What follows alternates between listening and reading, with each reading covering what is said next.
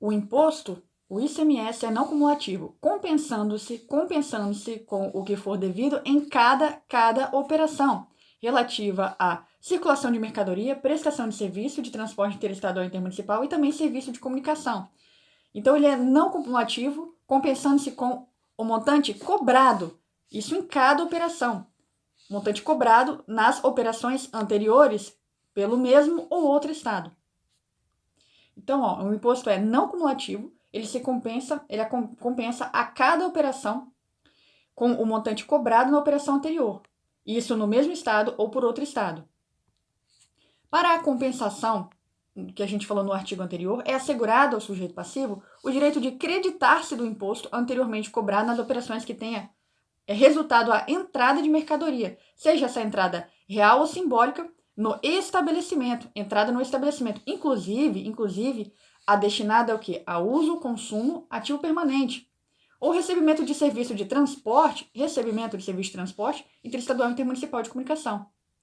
Então, para aquela compensação que a gente acabou de ver, o sujeito passivo vai poder se creditar no imposto anteriormente cobrado. Isso quando for uma entrada de mercadoria, essa entrada no estabelecimento, mesmo que seja destinada para uso, consumo, ativo permanente. Ou então que seja um recebimento de serviço de transporte interestadual, intermunicipal ou de comunicação.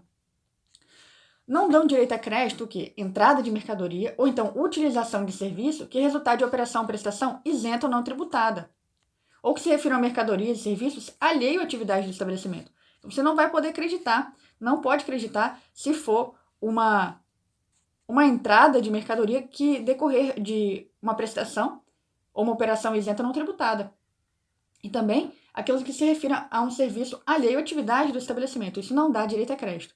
Salvo prova em contrário, presume-se alheio à atividade do estabelecimento veículos de transporte pessoal. Então, é possível ter uma prova em contrário, mas em regra é alheio à atividade o quê? O veículo de transporte pessoal. É vedado o crédito relativo à entrada no estabelecimento ou então uma prestação de serviço a ele feita, então quando que é vedado o crédito? Quando que é vedado o crédito?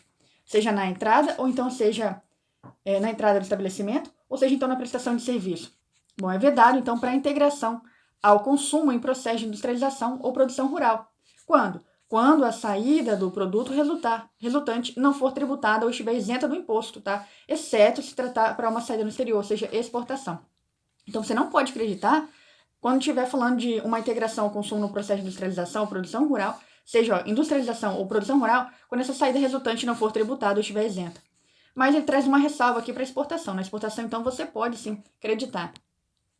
Acreditar o quê? Acreditar essa mercadoria entrada. Também é vedado o creditamento para comercialização ou prestação de serviço quando essa saída ou prestação subsequente não for tributada ou estiver isenta, exceto destinada para o exterior, né? Então, exceto exportação. Então, no primeiro a gente falou de industrialização e produção rural, agora a gente está falando de comercialização. E no caso, ambos foi a saída. O que acontece com a saída? A saída é isenta ou não tributada. Então, se a saída for isenta ou não tributada, você não vai acreditar, exceto se for uma exportação para o exterior. A deliberação do Estado na forma do artigo 28 poderá dispor que não se aplique no todo ou em parte a vedação prevista no parágrafo anterior.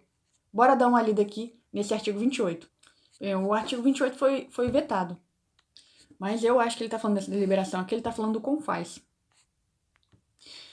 Para efeito disposto no caput desse artigo, relativamente aos créditos decorrentes de entrada de mercadoria no estabelecimento, que forem destinados a ativo permanente, deverá ser observado o seguinte. A apropriação vai ser feita em razão de 1,48 por mês, devendo a primeira fração ser apropriada no mês em que ocorrer a entrada no estabelecimento. Então, a gente está falando aqui de uma integração de imobilizado. Como que você vai fazer a apropriação do crédito? Então, vai ser 1,48 e a primeira fração vai ser apropriada no mês que tiver a entrada no estabelecimento. Quando houver a entrada desse ativo permanente, você pode creditar desse 1,48. Em cada período de apuração do imposto, não será admitido o creditamento de que trata do inciso 1. Em relação ao quê? À proporção de operações de saídas ou prestações isentas ou não tributadas sobre o total da operação de prestações saídas ou prestações efetuadas no mesmo período. Então, o que ele está falando para a gente aqui? Você vai fazer aquela apropriação de 1,48. E o que mais? Em cada período de apuração não será admitido o creditamento do inciso 1 em relação ao quê? À proporção de operação saída ou prestação isenta não tributada sobre o total das operações. Então, você só vai realmente pegar, vamos supor aqui que seja um imobilizado que vale 10K, mobilizado de 10K. Você vai aplicar 1,48 sobre esses 10K. Só que vamos supor que aqui, quando você teve, durante esse período, ó, em cada período de apuração, você teve operações e prestações, operações saídas e prestações, tanto operações quanto prestações, né? Operações está relacionada à circulação de mercadoria e prestação está relacionada com serviço, elas foram isentas ou não tributadas. Você teve uma parcela que foi. Vamos supor aqui que você teve tributado com relação ao ICMS, nesse período de apuração, tributado você teve 80%. E não tributado você teve 20%. Quer dizer, isso aqui é isenta ou não tributado. Isso aqui foi tributado por ICMS. Então, como é que você faz? Você vai excluir essa parcela aqui desses 20% que foi isenta ou não tributado. Isso aqui é referente ao quê? Operações e prestações, né? Operações relacionadas com mercadorias e prestações relacionadas com serviços. Então, isso que foi isento, que foi não tributado, você vai ter que excluir e você vai ter que aplicar esse percentual de 80% aqui na frente, ó, 0,8.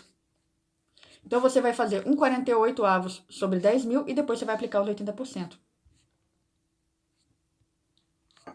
Para a aplicação do disposto no inciso 1 e 2 que a gente acabou de ler, o montante do crédito a ser apropriado obtido multiplicando-se o valor total do respectivo crédito por um fator de 1,48 avos em relação entre o valor da operação saída e a operação tributária, o total da operação saída e prestação do período equiparando-se às tributadas para fim desse inciso, as saídas e prestações com destino ao exterior e as saídas com papel destinado a livros, jornais e periódicos. Então, o que ele está dizendo para a gente aqui?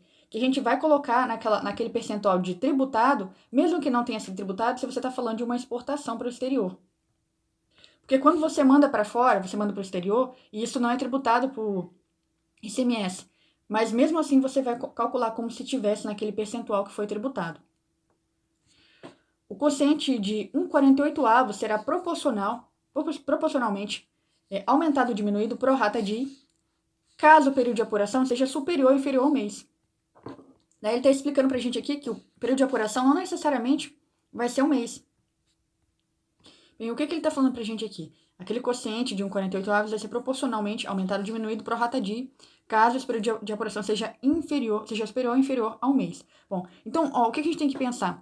48 meses, a gente vai ter 48 apurações se a gente estiver falando de uma apuração mensal.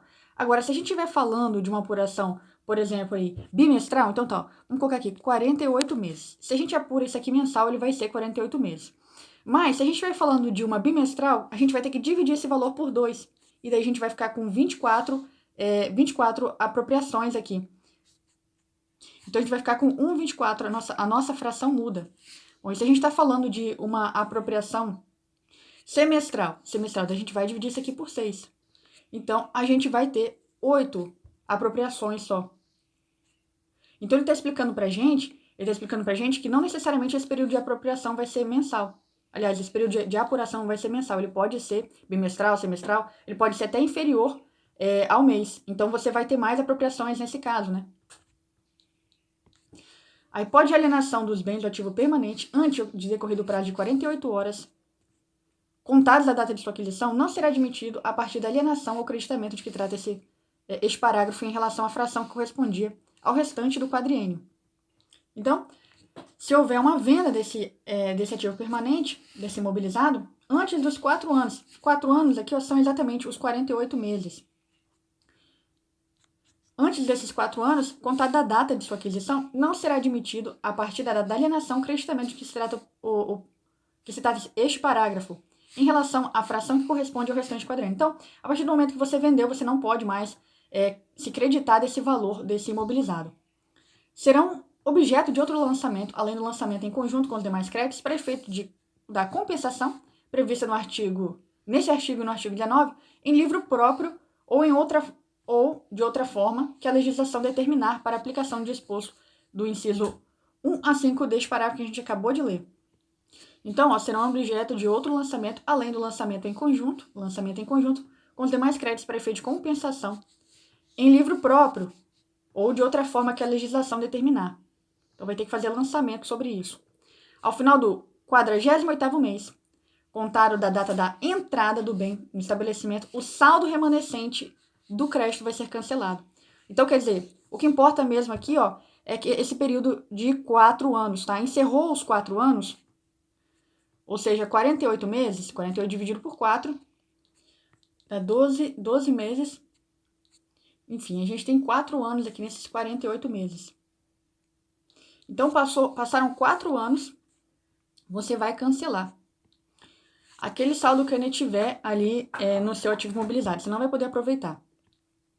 As operações tributadas posteriores à saída de que trata o parágrafo 3º dão ao estabelecimento que as praticar direito de creditar-se do imposto cobrado nas operações anteriores às isentas ou não tributadas, sempre que a saída isenta ou não tributada seja relativa a produto agropecuário ou quando autorizado em lei estadual outras mercadorias.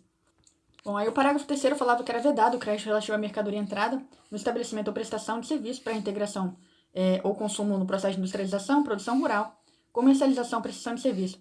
E isso quando ele estivesse tendo uma saída isenta ou não tributada. Bem, então, o que estava acontecendo aqui? Vamos pensar aqui no estabelecimento A, que está enviando mercadoria para o B. Aqui tem cobrança normal aqui do ICMS, só que quando o B envia para o C, daí essa operação é isenta ou não tributada, operação ou prestação. Aí, nesse caso, aquele crédito que a gente tinha aqui, ó, vamos supor que a gente tinha, sei lá, uns 10 mil de crédito aqui. Esse crédito aqui ele vai ser cancelado. Essa é a regra aqui. Seja aqui integração ao consumo, industrialização, produção rural, seja comercialização, prestação de serviço.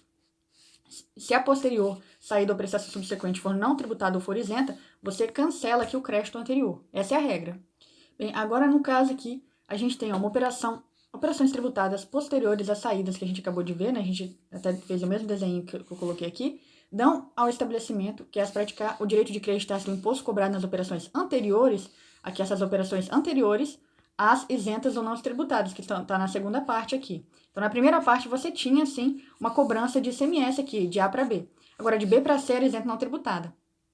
Então, ele está dizendo que eu vou poder creditar sempre que as saídas isentas ou não tributadas forem relativas a produto agropecuário. Se aqui, ó, essa relação de B para C for um produto agropecuário, eu posso buscar esse crédito aqui. Ou então, quando autorizada por lei estadual, outras mercadorias. Então, a legislação específica do Estado ele vai poder autorizar que eu possa buscar esse crédito para outras mercadorias. Mas o que a Lei Candir dá para a gente aqui é produto agropecuário. Eu posso buscar esse crédito aqui em produto agropecuário.